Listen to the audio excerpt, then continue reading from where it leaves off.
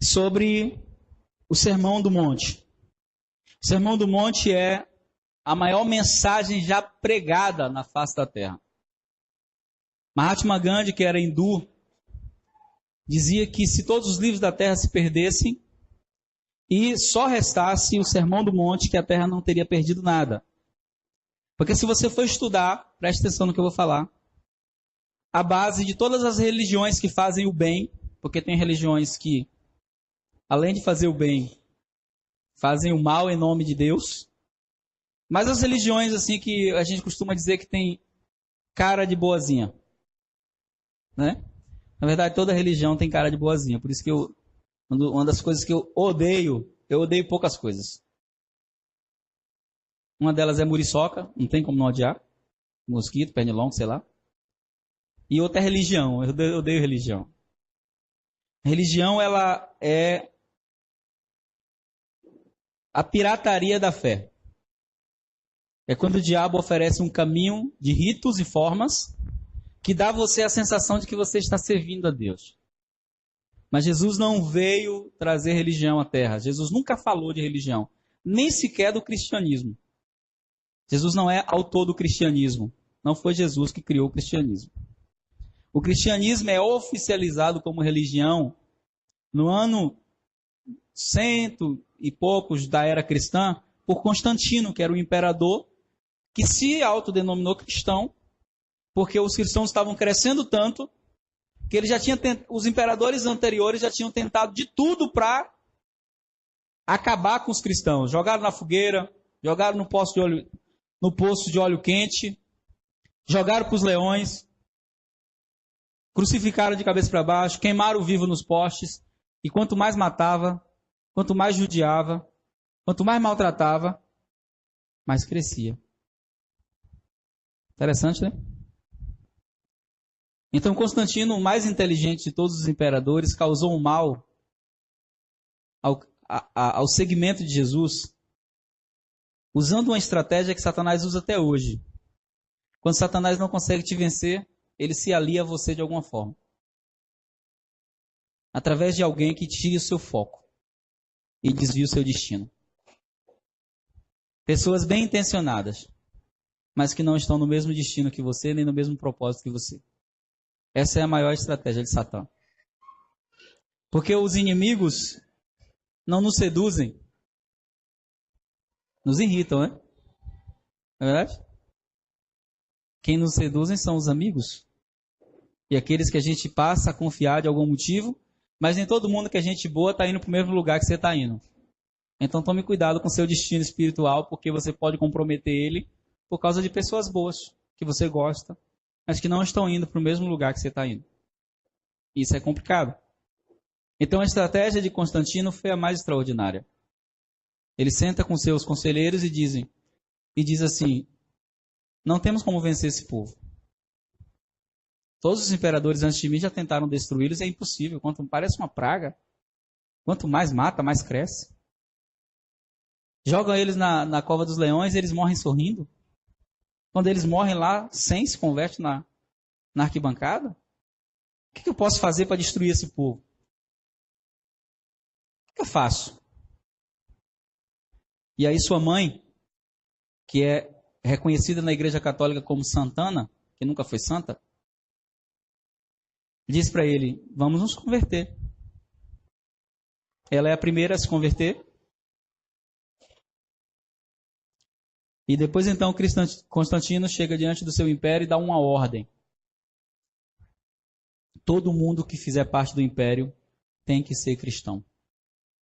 Ou morre. Inverteu, percebeu? Os anteriores matavam porque ele usou a estratégia mais inteligente. Ele disse: ou se converte ao cristianismo, mas o cristianismo nunca foi objeto de pressão.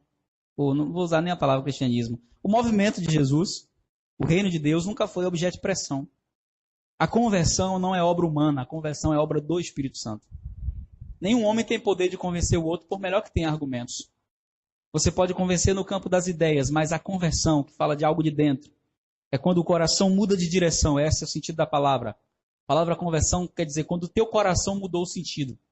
Você estava indo para as trevas, agora está indo para a luz. Você gostava do pecado, agora você ama a santidade. Você gostava do mal, agora você se apega ao bem. Então houve uma conversão. O coração mudou o destino. Só quem faz isso, sabe quem é? O doce Espírito Santo. Ninguém mais pode fazer. Homem nenhum, psicólogo nenhum, psiquiatra nenhum, estudioso nenhum, coach nenhum, treinador nenhum pode fazer isso. As pessoas humanas podem alterar nossa realidade aqui na Terra, mas só quem pode alterar o seu destino eterno é o Santo Espírito. Então, ele diz, quem não se converter, quem não for cristão no meu império, vai ser decapitado, vai ser assassinado, vai ser queimado. Resultado? Império inteiro não se converteu, né? Se convenceu. Se convenceu de que eram cristão. Como Constantino, antes de se autodenominar cristão, adorava o sol, ele não abriu mão dos seus deuses. O dia de culto dos irmãos da igreja primitiva não era o domingo, era o sábado. Porque a igreja nasceu judaica. Então eles congregavam todo sábado, Shabat. Primeira coisa que ele faz, e aí os adventistas vão te pegar nisso quando for te evangelizar. Vão dizer, a igreja hoje é pagã, porque ela não adora no sábado, ela adora no domingo. Jesus falou que não existe mais dia santo. Todo dia é santo quando você santifica o Senhor aonde você vai. Santificado seja o teu nome. Todo dia, toda hora, em todo lugar. Amém? Mas eles estão certos nesse aspecto. Quem mudou o culto para o domingo foi Constantino. Como Constantino adorava o sol, não sei se você sabe, mas em inglês, como é que se diz domingo em inglês? O que significa Sunday? Dia do sol. Porque era o dia que ele usava para adorar o sol, que era o Deus que ele acreditava. Continuou o culto e mudou todas as formas litúrgicas. A igreja não se reunia em templos, a igreja se reunia em casas. A primeira coisa que Santana fez, a mãe dele, foi construir a primeira igreja católica, vamos colocar dessa maneira. O primeiro templo evangélico, religioso, sei lá como a gente vai chamar, construído foi a mãe de Constantino, que foi a Basílica de São Pedro, que existe até hoje em Jerusalém. Quando você for lá, em Jerusalém, diga amém, parcelar. Quando liberar um decreto assim, você diz amém, que o negócio, amém quer dizer assim seja. Então vou repetir para você não perder a bênção que já passou, o anjo até já levou. Volta aqui, anjo. Vou falar de novo, aí você passa, viu? Tá bom? Então quando você for lá em Jerusalém, amém. Agora pegou. É? E para ir para Jerusalém, tem um ditado que diz assim, quem tem boca... Quem tem fé vai a Jerusalém. Amém? Então, quando você for a Jerusalém, você vai ver a Basílica de São Pedro lá. Quem construiu? Santana, mãe de Constantino. Só que ela mudou tudo. E aí ela fez a maior desgraça que pode ser feita com a fé. Transformou a fé em religião. As pessoas começaram a acreditar que servir a Deus era ir a um lugar. Não estou dizendo que não é importante ir a um lugar, amém? Mas já dizia uma música popular brasileira, que adianta ir para a igreja rezar e fazer tudo errado. Não adianta nada. Então, ir a um lugar não muda você. Assim como ir a um curral não te torna uma vaca, um boi, e a igreja não te torna um cristão nascido de novo, um discípulo de Jesus. O que faz isso acontecer é quando o Espírito Santo opera um milagre de transformação em sua vida. Amém? E o Sermão da Montanha, ele sabota a religião.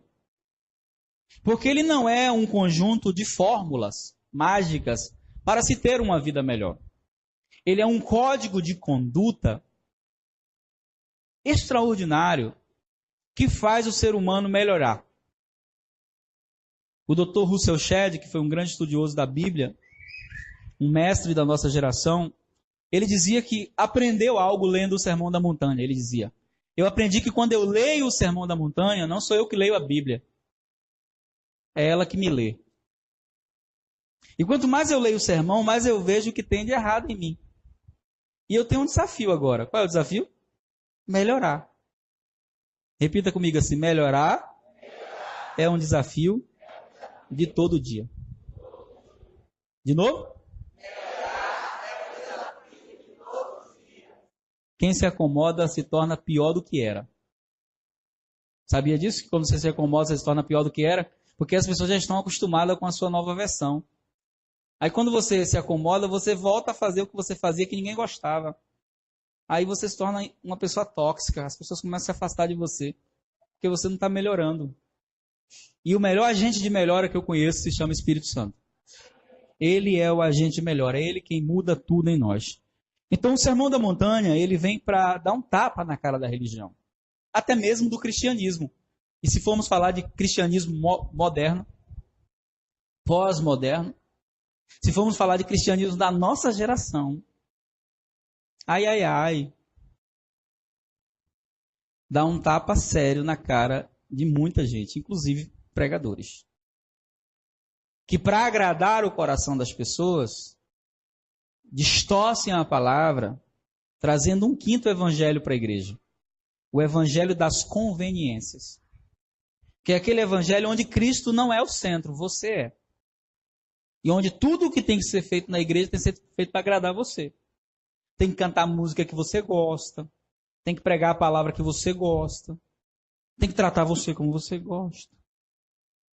Então, quando isso não acontece, a insatisfação vem. Mas o Sermão da Montanha, ele é uma sabotagem à minha religiosidade. É Jesus sabotando todo o instinto de religião que existe em nós. Porque no Sermão da Montanha, ele ataca diretamente o meu ego. Não é um ataque ao outro. É um ataque ao meu ego. A centralidade do meu eu. Quando eu coloco as minhas vontades antes da sua. Quando eu coloco os meus desejos antes do propósito de Deus. Quando eu coloco o meu desejo de se tornar importante antes do desejo de servir.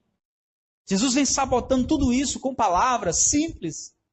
E é interessante porque Jesus, quando queria ensinar fundamentos eternos, ele usava palavras que não perdem o sentido com o tempo. Você sabe que algumas palavras perdem o sentido com o tempo, você sabe disso? Por exemplo, se eu chegar para Cristal aqui e perguntar assim, Cristal, você sabe o que é um disquete? Ela vai perguntar, é algum chiclete novo? É algum tipo de chocolate? Né, Belinha? Gosta de chocolate, Belinha? Então, essa palavra disquete, Nanda, sabe o que é disquete, Nanda? Fernanda? Tá bonita hoje, assim, com essas orelhinhas assim. Sabe o que é disquete? Nunca ouviu falar nisso? Nunca ouviu esse nome disquete? Não sabe o que é. Então, quando Jesus queria falar de fundamentos eternos, ele usava alguns elementos que até hoje, Cristal sabe o que é, Dona Dalva sabe o que é, o irmão Floro sabe o que é, e os adolescentes sabem o que é. Jesus diz que nós somos sal da terra. Alguém que sabe o que é sal? Ele usa sal, ele usa luz, ele usa semente, ele usa casa, ele usa pão. Alguém aqui sabe o que é isso, essas coisas? Tem um amigo meu que brincava dizendo assim, sabe por que Jesus disse eu sou o pão? Primeiro porque ele gostava muito de comida. Toda passagem que você olha, Jesus está fazendo alguma coisa que envolve comida. Segundo, Jesus não disse eu sou a bolacha recheada, eu sou o creme cracker, eu sou o pão. Por quê? Porque o pão tem na mesa do rico. E se você estiver morrendo de fome e não tiver nada, um pedaço de pão traz saciedade. Então Jesus falou, quando ele se comparou a uma comida, ele se comparou a uma comida que todo mundo... Eu não sei você, mas até hoje eu não encontrei alguém que dissesse que não gosta de pão. Eu conheço gente que não come pão por questão de saúde, de dieta, né? Eu, por exemplo, um dos maiores desafios foi deixar de comer pão. Foi um desafio terrível. Eu gostava tanto de pão que eu terminava de almoçar e dizia assim, passa aí uns pães para eu comer depois do almoço. Então, amava pão. Então, quando Jesus quis falar dele, ele disse, eu sou o... E que pãozão, hein? Jesus é o pão. Tem gente que até fala pro outro, falso é um pão. Né? Que pão, né? Então, Jesus, eu sou o pão. Eu não sou qualquer pão. Jesus disse, eu sou o pão da vida. Ele disse assim, eu sou a porta. Alguém aqui sabe o que é porta? Todo mundo sabe. Percebe como a mente de Jesus, ela era... Deixa eu encontrar a palavra, porque eu ia falar uma palavra aqui que parece mística, mas é a palavra mesmo. Ela era transcendental. A mente de Jesus transcendia gerações, tempos, fazendo com que uma mensagem simples chegasse a gerações diferentes, com conceitos diferentes, nascido em tempos diferentes, mas com o mesmo sentido. Melhorar você, tornando você alguém que se pareça com Jesus. Esse é o propósito do Sermão da Montanha. Não tem nada mais precioso do que entender essa verdade. Entender que quando Jesus fala da felicidade de fazer o bem, você sabia que muitas pessoas da nossa geração perderam a felicidade de fazer o bem? Que muita gente está até fazendo o bem porque hoje dá likes, curtidas quando você faz o bem? É tanto que eu estou interessado em fazer o bem, mas eu tenho que mostrar na minha rede social que eu dei comida para o mendigo. Não é assim? Eu tenho que mostrar na minha rede social que eu socorri alguém. Porque fazer o bem está na moda. Está na moda ou não está? Tá não? Estava conversando com um amigo que está lá em Brumadinho. Eu descobri que ele está em Brumadinho por causa de outro amigo. Eu disse, você está em Brumadinho? Eu disse, estou. Vou ficar 3 meses aqui. Perdi o emprego. Saí do emprego. Quando saí do emprego, fiquei em crise. Falei, Jesus, desempregado, fazendo faculdade. Que propósito é que tu tens agora comigo? Ele disse, 3 dias depois aconteceu a tragédia em Brumadinho. Se agora entendi teu propósito, me tiraste do emprego, vou trancar a faculdade e vou lá para Brumadinho e só volto depois que a cidade estiver em ordem. Falou com o pai, com a mãe, o pai e a mãe, tá maluco? Vai trancar a faculdade? Ele disse, depois eu volto e destranco. E vou. E foi. Tá lá. Fazendo o quê? Lavando roupa de bombeiro. Estava estudando direito o menino. Lavando roupa de bombeiro. Descarregando caminhão de comida. Lavando casas. Pintando casas. Diz para mim assim, minha mão está destruída. Toda vez que eu deito para dormir, que eu olho para minha mão, eu digo, obrigado, Jesus. Porque eu estou sendo útil na vida de alguém. Sabe por que eu não descobri que ele estava lá? Porque ele não postou nas redes sociais. Ele não foi para lá para mostrar que estava lá. Ele foi para lá da maneira certa. Então a gente está vivendo uma geração onde até fazer o bem gera publicidade, não é assim? Tem gente fazendo mídia com coisa boa e tornando a coisa boa ruim. Estragando o bem por causa do ego. Isso é triste. E dentro da perspectiva do Sermão da Montanha, a gente falou semana passada sobre os limpos de coração e os pacificadores, não foi isso que a gente terminou? O versículo 10 de Mateus capítulo 5, 10, 11, 12, eles são versículos extremamente desafiadores. Porque Jesus vem falando assim, bem-aventurados, felizes, tá? A palavra bem-aventurados, para aqueles que não sabem o que significa felizes. Felizes os que sofrem perseguição por causa da justiça, porque deles é o reino dos céus. Alguém aqui já fez uma coisa boa, já ajudou alguém e sofreu porque fez isso? Alguém chamou você de besta porque você fez isso? Alguém falou que você não devia fazer isso porque a pessoa ia fazer com você de novo a mesma coisa que fez? Mas você fez. Você não fez porque a pessoa merecia. Você fez, às vezes merece. Mas você fez porque era a coisa justa, certa a fazer. Aqui Jesus está falando o seguinte, que em alguns momentos da nossa vida, a gente vai sofrer perseguição. A perseguição, se ela for vista de maneira inteligente, ela pode ser o maior ingrediente do seu crescimento. Você sabia disso? Se a perseguição ela for vista de maneira inteligente, ela pode ser o maior ingrediente do seu crescimento emocional, espiritual. O que é perceber a perseguição de maneira inteligente? É descobrir que por trás da perseguição sempre existe uma causa. Às vezes a causa é por inveja. Tem pessoas que vão perseguir você porque tem inveja de você. Tem pessoas que vão perseguir você porque o que você faz incomoda. Tem pessoas que vão perseguir você porque você tem o que ela não tem. Então, aqui Jesus não está falando de sermos perseguidos porque a gente fez alguma coisa errada. Jesus está falando que muitas vezes nós vamos ser perseguidos por causa da justiça, por causa de nós, às vezes, fazermos algo que era o certo a fazer, mas que muita gente não tem coragem de fazer, porque é mais fácil fazer o errado. É ou não é? Sim ou não? É tão fácil fazer o errado. É ou não é? Mas fazer justiça muitas vezes significa colocar as coisas em ordem. Para mim, uma palavra sinônimo de justiça é a palavra ordem. Por que o Brasil está uma desordem? Na nossa bandeira está escrito ordem. E o quê? Mas por que o Brasil está uma desordem? Porque a nossa justiça é fraca. E quando eu digo da nossa justiça ser fraca, eu não estou falando dos legisladores do Supremo. Eles não são fracos, eles são corruptos mesmo.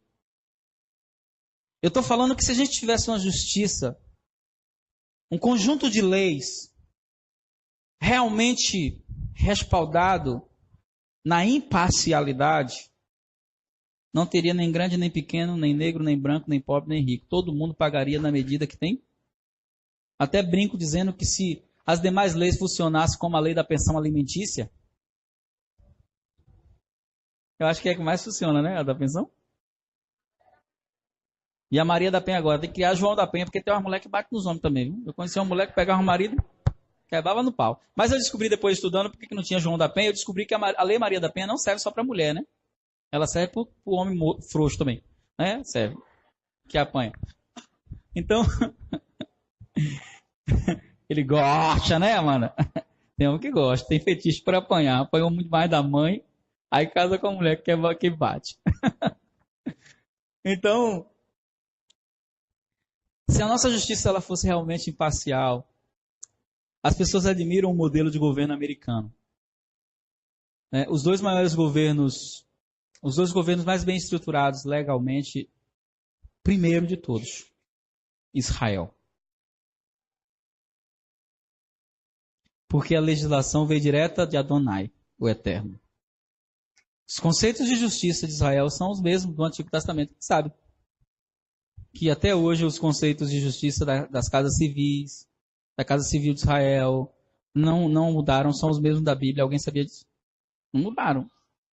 É proibido tocar nas leis, porque elas não são humanas, elas são divinas. Então, um dos maiores benefícios que Deus fez para a nossa geração foi a aliança com Israel ser reatada nesse governo atual. Isso foi extraordinário.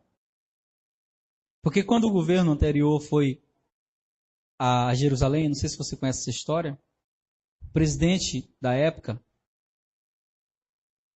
ele desfez a aliança de Brasil com Israel e tirou a embaixada do Brasil de Jerusalém. E criou uma embaixada na Palestina.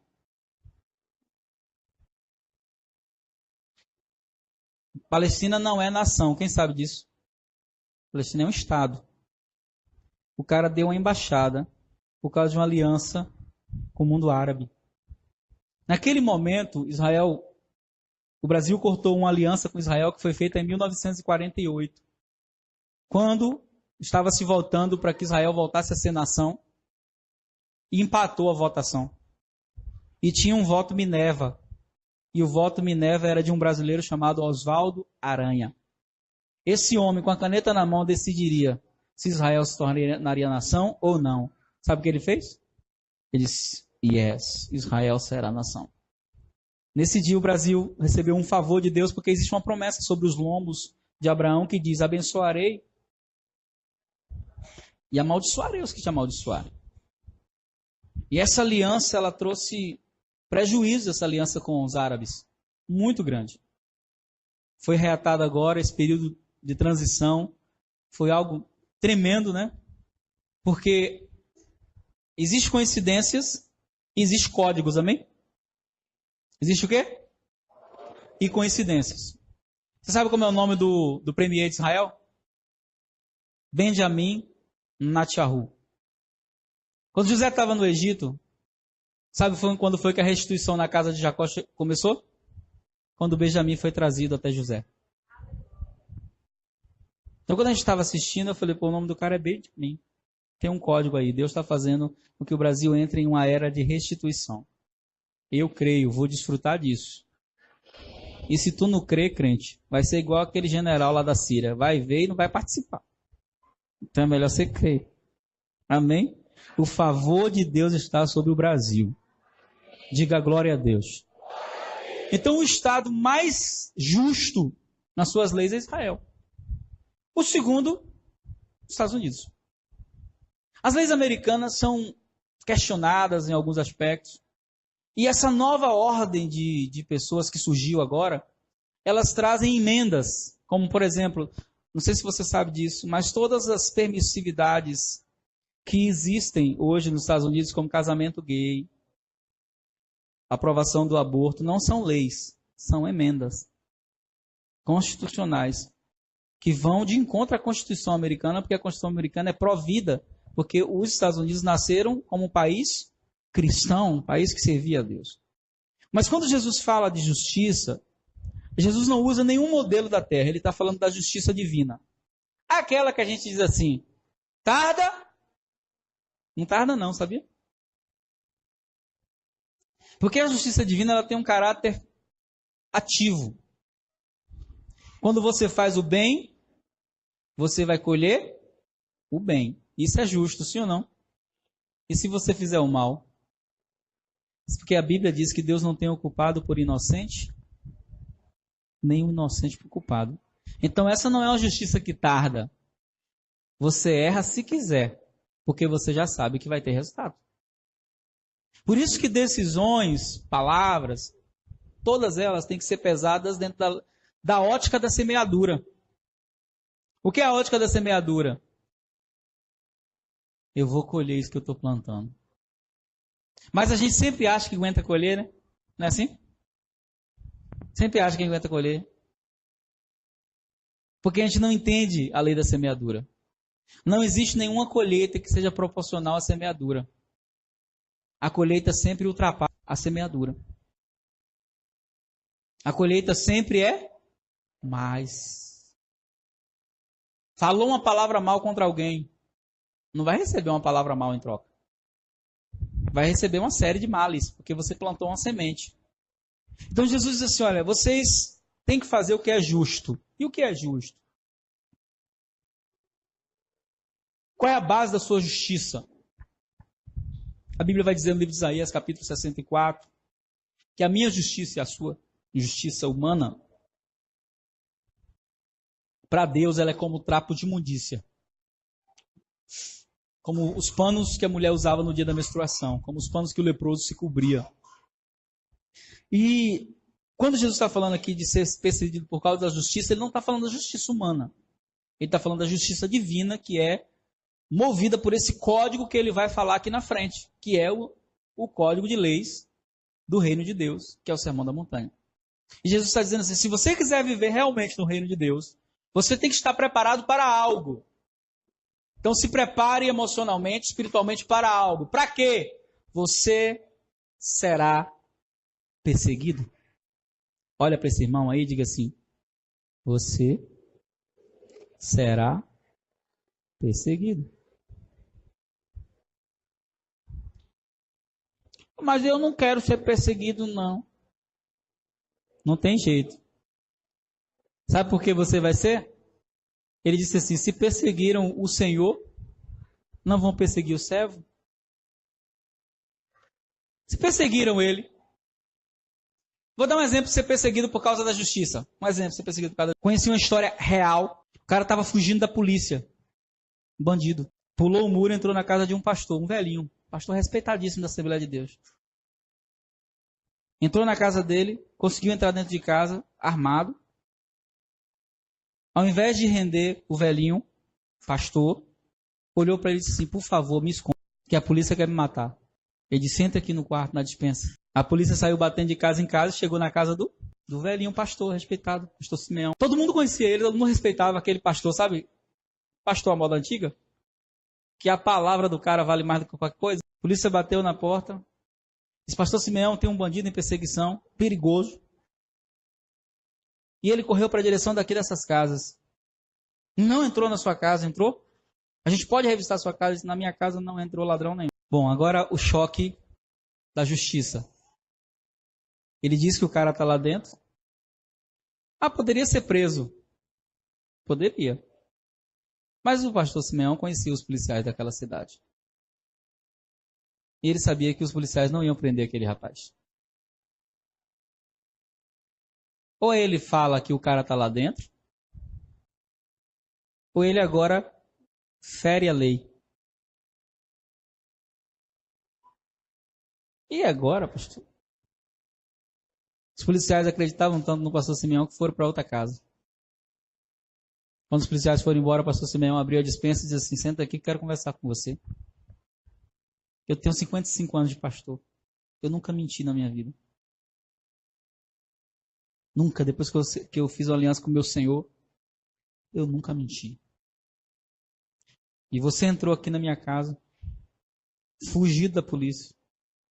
Eu sabia que eles não iriam lhe prender. Isso é um bandido armado, com a arma carregada.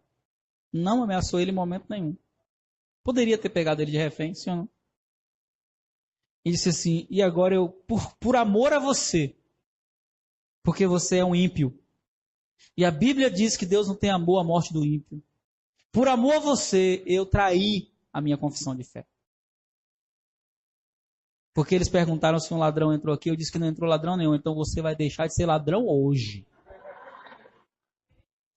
Eu não sei se você vai deixar de ser ladrão porque você vai receber Jesus agora, ou você vai sair daqui e nunca mais vai roubar. Aí o rapaz chorando disse assim, eu quero aceitar Jesus. Quem me contou a história foi o ladrão, que hoje é pastor. Você entende? Que às vezes a gente é demasiadamente justo. E a Bíblia diz, não seja demasiadamente justo, porque senão você vai se matar. Então a justiça, às vezes, vai interferir em algumas regras. Jesus não podia fazer nada no sábado, mas aí Jesus expulsou o demônio no sábado. Curou no sábado. Quando os religiosos, legalistas, doutores da lei, viram isso, disseram assim, esse homem está expulsando o demônio usado pelo diabo. Quem está usando ele é Beelzebu, o chefe dos demônios.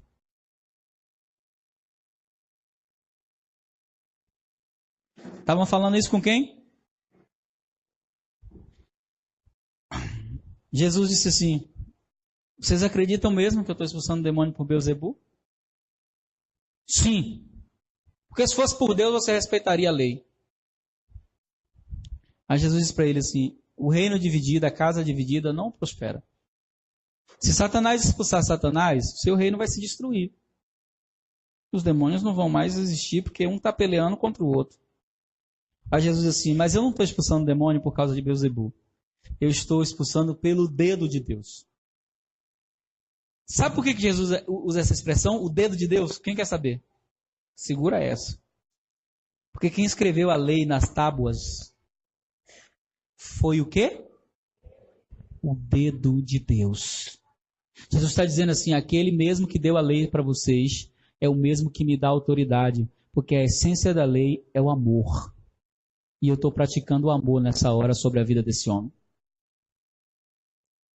Então, se eu estou fazendo isso, entendam, Jesus disse, que é chegado a vós o reino de Deus. Nós entenderam?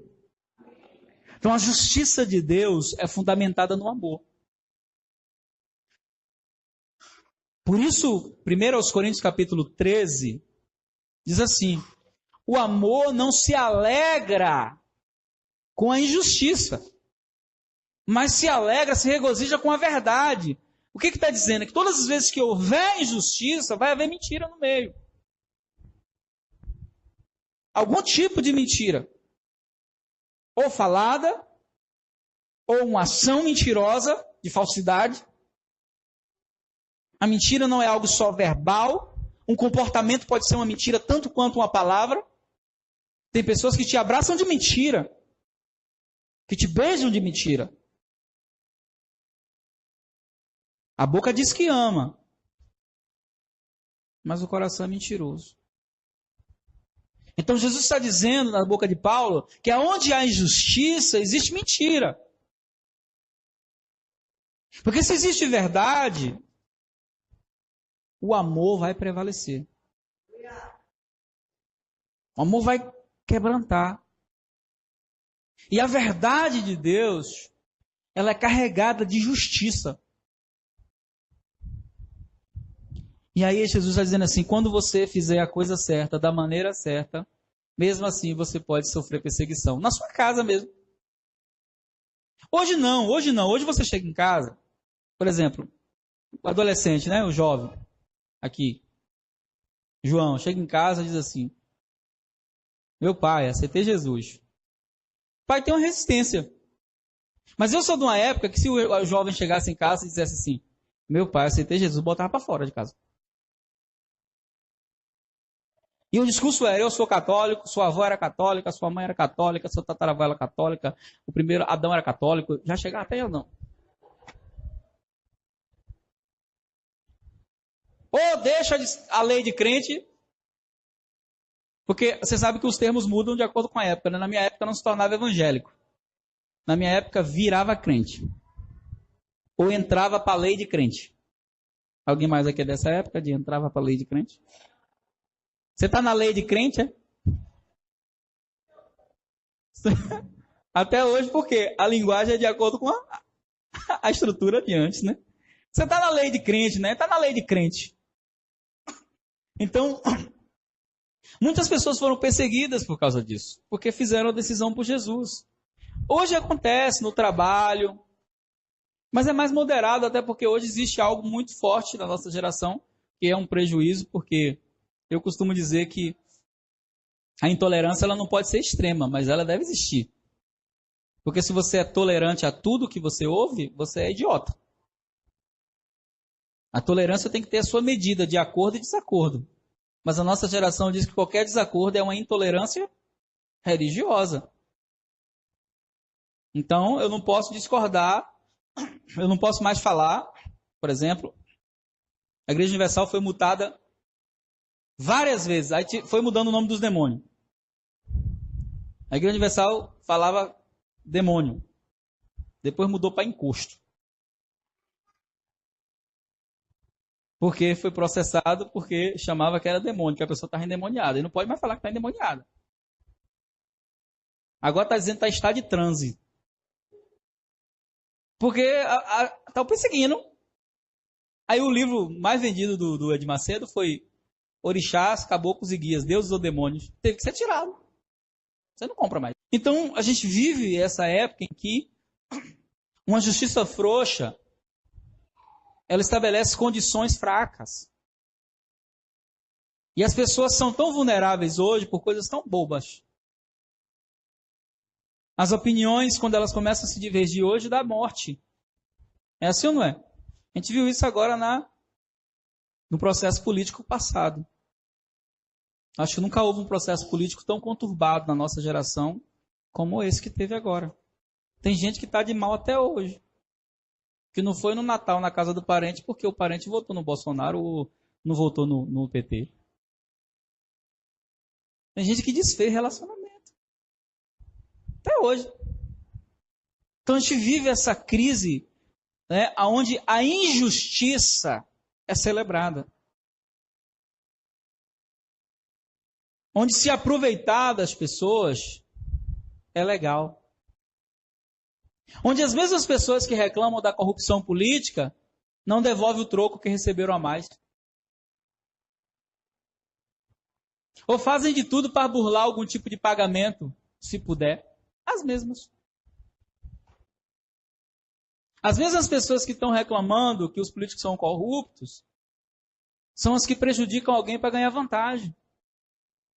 Então, dentro dessa cultura de injustiça, onde a gente tem uma maldição sobre nós, que precisa ser quebrada na minha vida e na sua vida, que é chamada de jeitinho brasileiro, que é a malandragem. É sempre querer tirar vantagem de alguém, às vezes até em um momento de necessidade. Eu rompi um relacionamento ano passado com uma pessoa que tinha uma aliança muito grande, não vou citar o nome que vocês conhecem, por causa de uma atitude da pessoa. Um amigo nosso em comum caiu em pecado na igreja e o cara se aproveitou o momento para tomar a igreja do outro.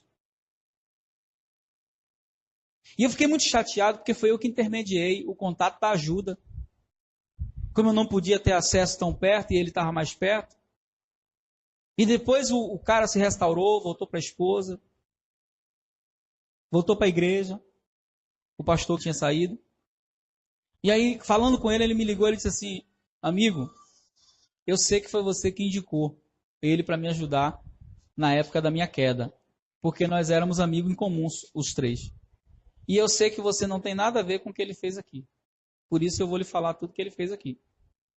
Expressou a sua indignação. É como eu ver alguém doente, com uma doença que precisa de fazer uma cirurgia daqui a 20 dias, e aí ele me chega com um carro que vale 50 mil, e eu sei que ele precisa de 10 para fazer a cirurgia, e eu digo para ele assim, toma 10.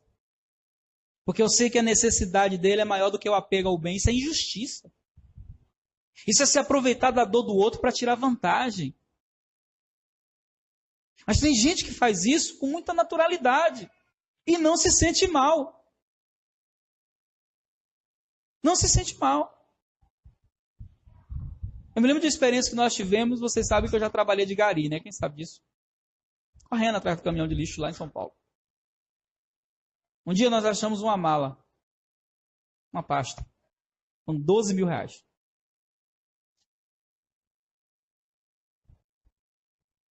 Eu achei.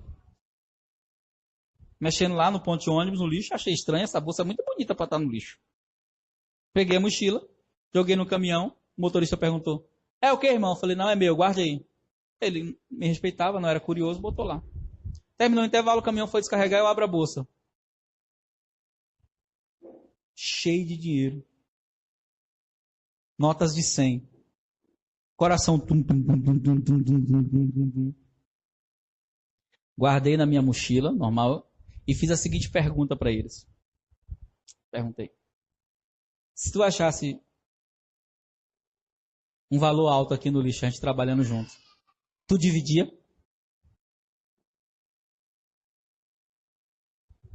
Aí um dos meninos disse assim, eu não. Dividia não. Eu achei é meu. Se a gente pedir e ganhar, é de todo mundo. Mas eu achei, é meu. Porra, a gente trabalha aqui todo dia junto, ralando, todo mundo junto, mesmo trampo. Dá um pau terrível junto. Quer dizer que se tu achasse eu estando junto, tu não dividia comigo? Eu disse, não, irmão. Isso a gente jantando, né? Aí eu falei com o motorista, e tu, Ivo? O irmão também não dividia, não.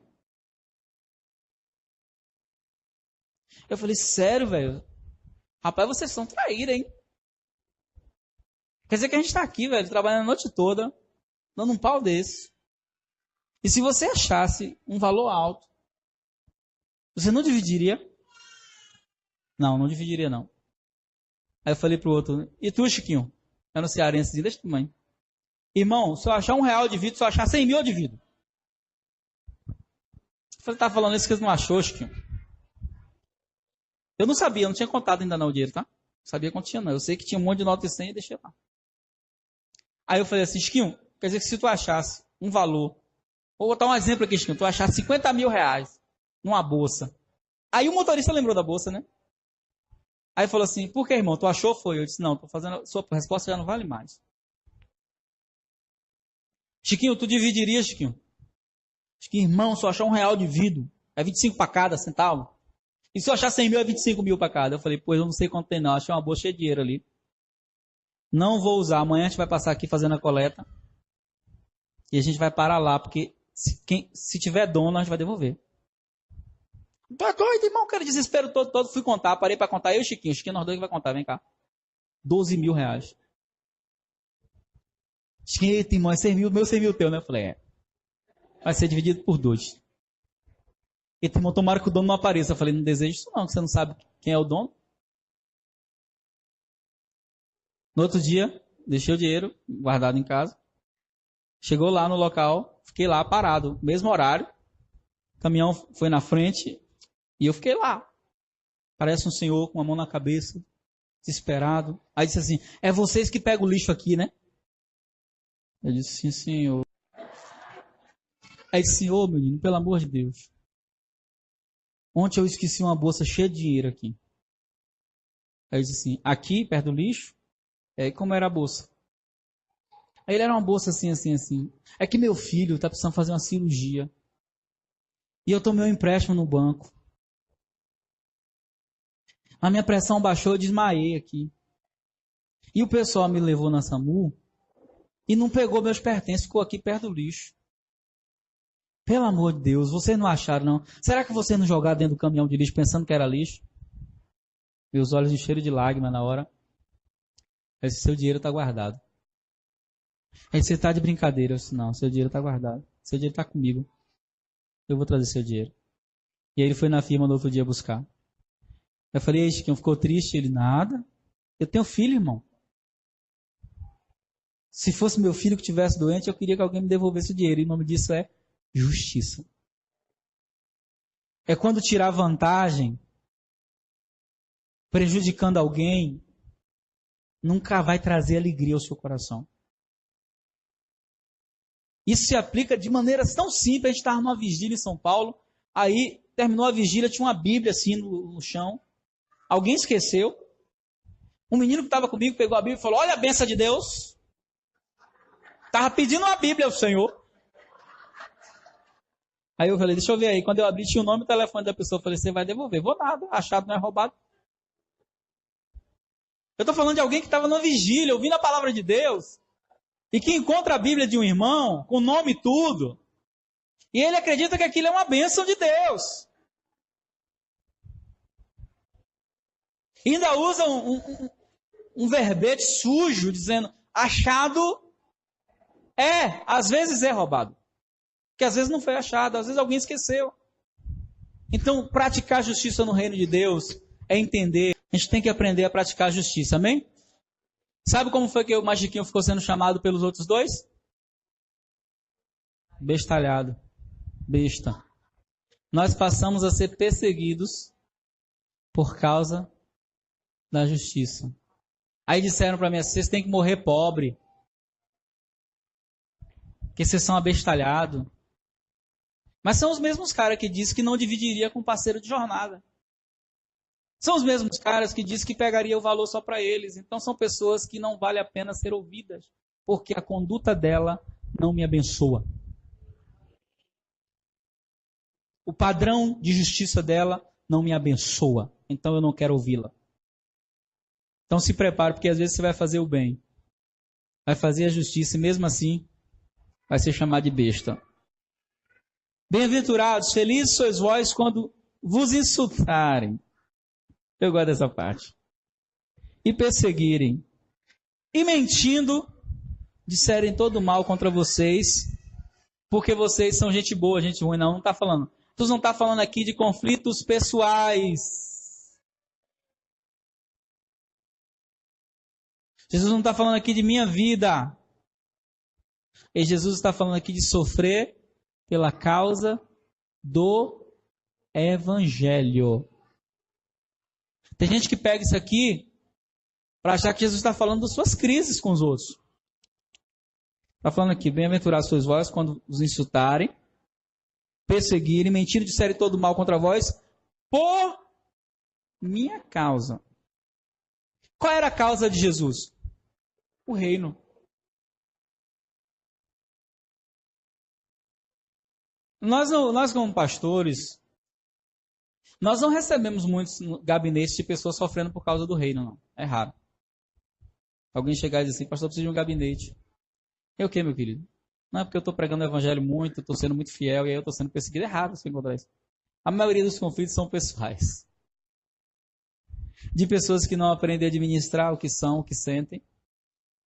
E começam a usar argumentos evangélicos da nossa geração, como por exemplo, se eu soubesse que na igreja era assim, eu não tinha me convertido. Na igreja é assim sim, viu? Tem gente ruim na igreja também. Tem gente fofoqueira na igreja, tem gente que fala mal dos outros. Tem gente que é falso na igreja. Tem igreja, tem tudo, porque igreja tem gente, e onde tem gente tem isso. Ah, mas eu pensei que na igreja não tinha falsidade, não tinha mentira, não. No céu não tem, agora na igreja tem. Lugar que tem gente tem isso, irmão. Claro que em medidas diferentes, né? Tem lugares que as medidas são maiores. Mas tem lugares que tem.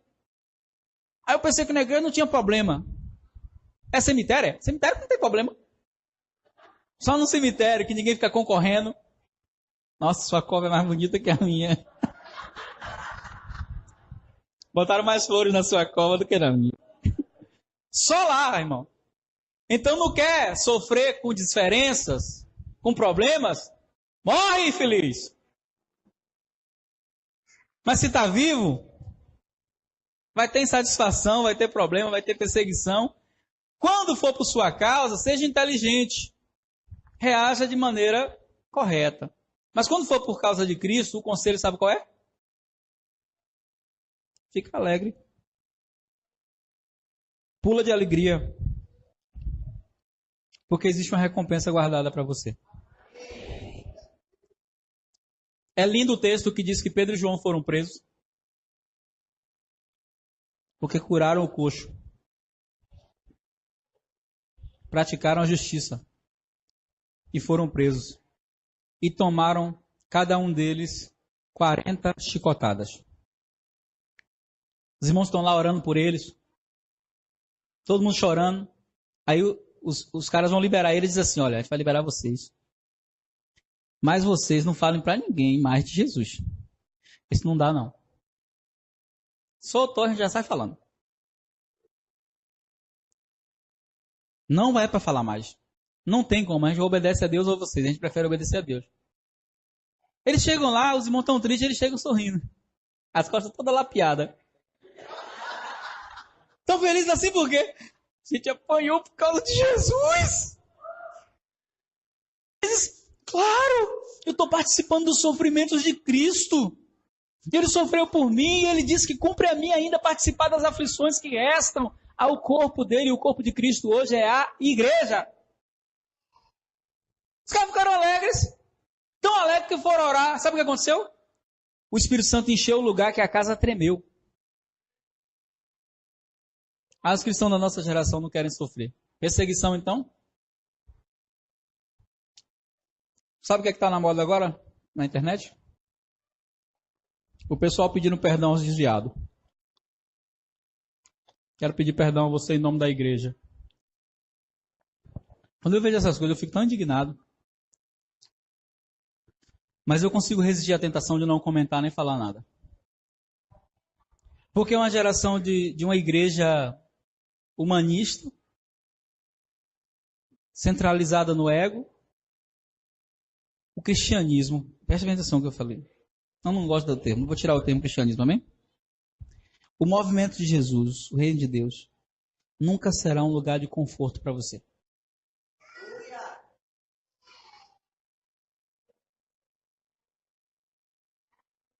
Vou repetir. O reino de Deus nunca será um lugar de conforto para você. A sua alma não se sentirá confortável com a cruz. Se a sua alma se sente confortável com a cruz, não está na cruz, está em outro lugar. Porque quando a gente está na cruz, irmão, vamos. Oh, Deus do céu.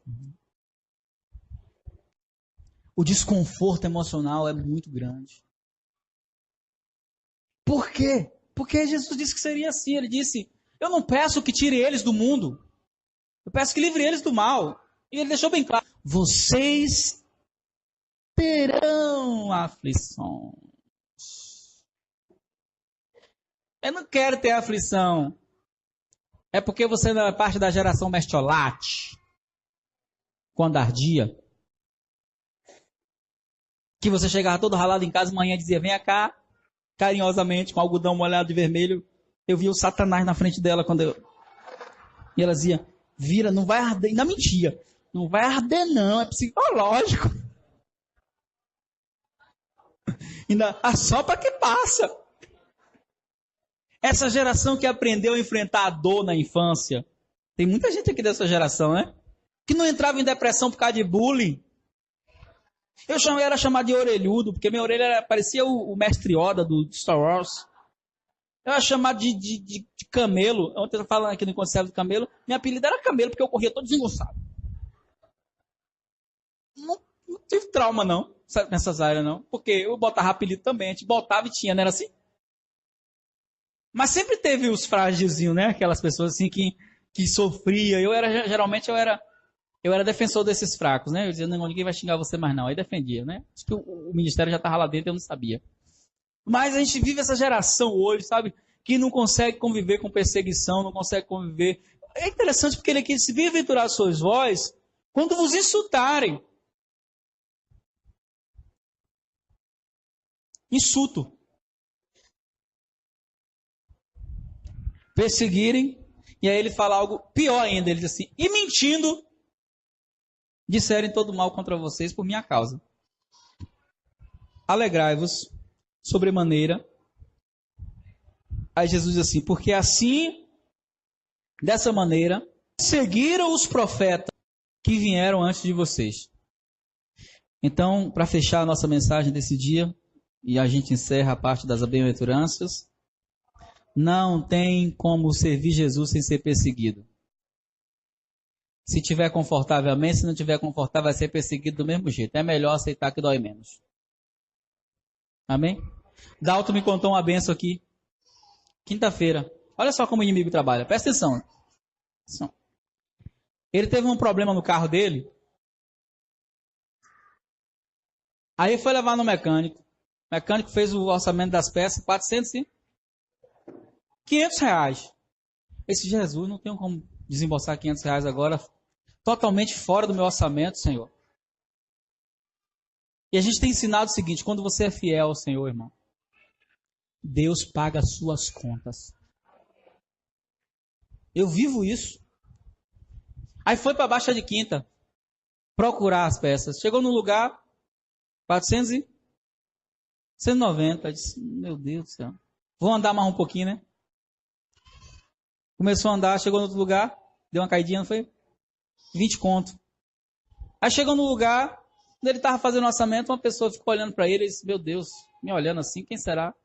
Tio dele. Tá fazendo o que aqui, rapaz? Não, tô comprando aqui. Não, compra aí no meu código aí. Aí deu o código dele, né? Trabalhava lá. As peças ficaram para 200 e já estava na benção, né? Já economizou. Quando ele foi pagar, o tio disse, não precisa pagar nada não, é presente. Ele todo alegre me contando, eu falei, não, dá, domingo você tem que contar. Na madrugada, ele me contou o testemunho aqui. Um nóia, cheio de droga, chegou no carro dele, quebrou o retrovisor e o vidro. Aí ele me manda, 6 da manhã, eu estava acordado já, na inscrição me acordou cedo para orar. Aí ele, olha o que aconteceu essa madrugada. Me aconselharam a falar com os traficantes, porque já sei quem é.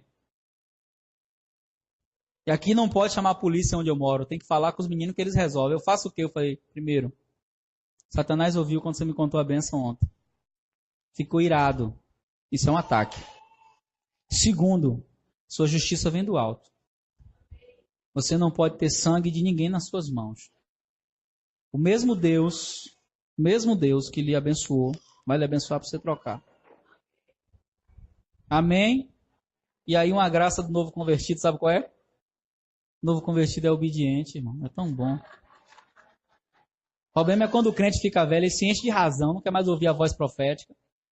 É porque não é o seu carro, eu queria ver se fosse o seu, pastor. Se o senhor ia fazer isso.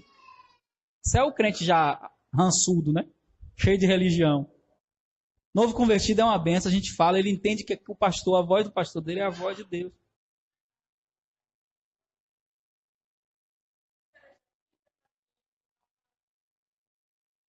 O pessoal da vizinhança cobrando, porque todo mundo sabe quem é. Você não vai fazer nada não, é? Vai ficar assim? Você é besta? Isso é sofrer por causa da justiça, irmão. Lembra que eu falei? Você coloca o bem maior, às vezes acima do seu direito. Por isso a Bíblia diz que quem é do Senhor, às vezes sofre o dano da perda para evitar algo trágico. Eu já passei por isso várias vezes. Sofrer o dano da perda para inventar uma tragédia. Sofreu o dano da perda. Então, Deus está nos falando nessa manhã, amém? O objetivo do Espírito Santo é que sejamos pessoas melhores para que o reino de Deus avance e venhamos crescer em graça e em conhecimento. Você pode dar um aplauso ao Senhor por essa palavra? Aleluia. Vamos orar? Vamos selar essa palavra ao coração. Fica de pé em nome de Jesus. Sei que Deus falou muito com você essa manhã. Faça os caminhos corretos para ter os resultados certos, amém? Jesus, te agradecemos nessa manhã. Te agradecemos porque a tua palavra é viva e eficaz. E ela é mais cortante do que qualquer espada de dois gumes. Ela chega ao ponto, Senhor, de separar nossas emoções do Espírito que habita em nós, que é o teu Espírito. Ela é aquela que pesa as coração e nos coloca na posição onde o Senhor tem sempre a palavra final e sempre tem razão. Nós queremos nessa manhã dizer que nós queremos viver a realidade do teu reino. Nós não queremos viver a mentira da religiosidade. Acreditando que somos bons pelo que fazemos, quando na verdade é a tua bondade que sustenta a nossa vida. É o teu favor que nos mantém de pé. Senhor, obrigado por essa palavra nessa manhã. Que vem confrontar o nosso coração religioso. Nosso coração que às vezes se apega, Senhor, a coisas tão mesquinhas. Nos colocamos hoje numa posição de servos, filhos do Senhor, que querem viver a realidade do teu reino. Que a nossa vida seja um antídoto, Senhor, contra toda injustiça que nós temos visto. Que nós sejamos sensibilizados pelo teu Espírito, todas as vezes que quisermos tomar decisões que vão ferir o teu caráter, que vão ferir a tua vontade. Que nós não venhamos te desonrar, porque a tua palavra diz, eu honro os que me honram, e nós queremos te honrar, Jesus. Honrar o teu sacrifício, honrar a tua entrega, honrar o teu ensinamento, honrar a tua palavra e viver a perspectiva do teu reino, da ótica do Senhor e não da nossa.